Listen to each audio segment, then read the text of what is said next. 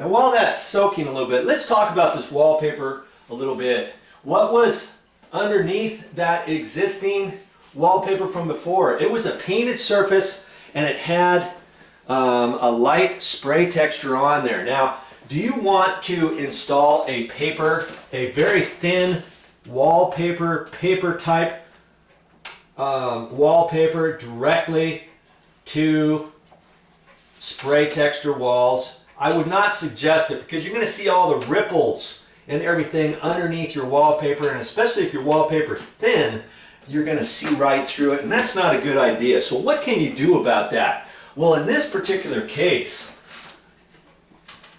they went ahead and they skimmed out all of the walls before they put the wallpaper up. You can skim it, tight skimming material, all-purpose joint compound, and I've got some videos that show you how to skim your walls and tight skim your walls and get it ready for a smooth wall finish, and you can use that for wallpaper areas too if you've got a very thin wallpaper. Now if you have a real thick vinyl wallpaper, you might be able to get away with putting it on directly over a spray texture wall, but still they recommend skimming out your walls. So these walls have been skimmed with sheetrock mud, and that's why it's white behind there. You don't see any paint or anything like that.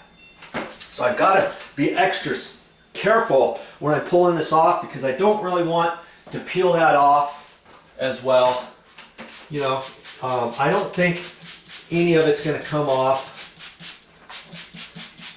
We'll just keep working at it and see.